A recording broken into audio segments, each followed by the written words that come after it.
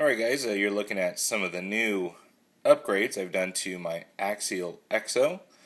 It was a pretty long Memorial Day weekend, and I unfortunately got sick, but I did have some time to work on my project car here. So these are just the front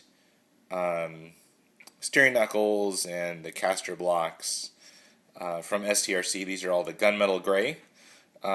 They went on pretty easily. The only issue I had whatsoever was on one of them, the little set screw right in here. Just you have to be really careful to get that really straight. If not, you risk from cross-threading the aluminum.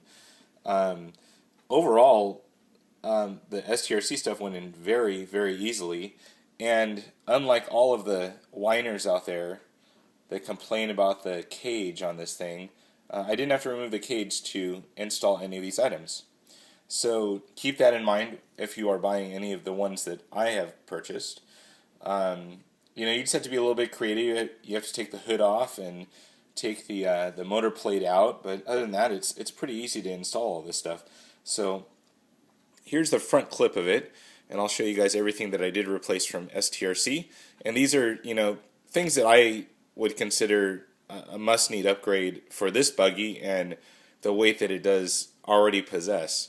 I know that there's some people out there that don't like to add any weight to vehicles, but sometimes you need to add weight. That makes sense.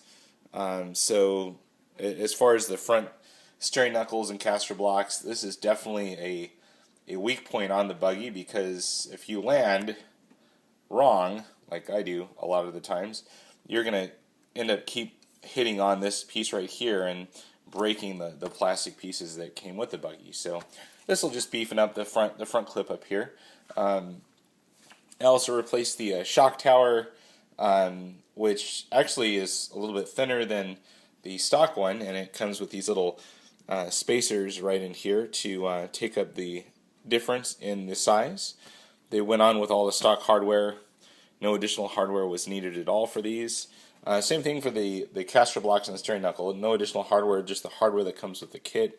Really the only added thing that I added to this thing that I probably didn't need to is I added the skid plates. There's the front one, just some machined aluminum. Looks really nice and kind of matches all the other parts. And then here's the rear one as well. Really nice quality CNC machined aluminum. So not much thicker than the stock ones, but definitely worth the added little, I guess, bling to the car. So the next thing is the front chassis brace. My thoughts are is whenever you have a aluminum chassis, you shouldn't have plastic supporting it all. So this one comes with this nice little carbon fiber plate. It did come with all new hardware with this and some pretty explicit instructions, so be aware of that. And then it does come with this nice little small aluminum chassis plate. So it just kind of bolts up to this with some hardware that goes straight through, and then some lock nuts on the bottom. And then all new hardware, it's just different lengths because the plastic one is a little bit thicker. So these screws are just a little bit thinner, or I'm sorry, shorter. Other than that, the rear section, and I've left the motor plate off for you guys so you can see everything. The rear camber plate, which I kind of consider the rear shock tower, I did purchase that in aluminum. It probably is overkill, but I just wanted to complete out the set. I don't think it added too much weight there at all.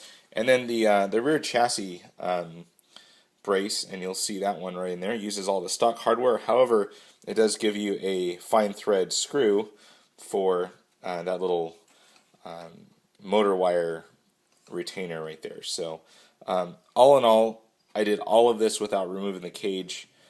I think that's a huge bonus. I've yet to actually remove the cage on my Axial Exo to do any kind of work on it. I've changed out pinions, I've done all sorts of work as you've seen on the upgrades, changed out the aluminum horn that I added onto it. Just all in all, I've done a lot of additional work to this thing that everyone complains that, oh, can't check a motor tent, all this other crap. So I'm saying it's all crap. So if you want one of these things and you're listening to all the haters out there that say all that kind of stuff, just buy this thing. It's definitely worth it. It's a cool thing to look at, especially when it's on the track. It's definitely cool. I get constantly people asking me, "Hey, what is that? Do you like it? And all this, great positive feedback. It's not your typical short course truck." So that's it for now, guys. If you have any questions, let me know. If you do, on down below. Here's a quick look at some model numbers. I'm not going to read them out. My voice is kind of killing me right now, but I'll just kind of pan over each one of them so you guys can take a look at those. Please keep in mind these are for the gunmetal gray. If you want a different color, those are available. There's also the silver, I believe like a weird green, and orange, and of course black. So, and then there's the final one right there. That's it for now, guys. Any questions on down below? Subscribe if you like it, and let me know if there's anything else you guys like to see. Over and out.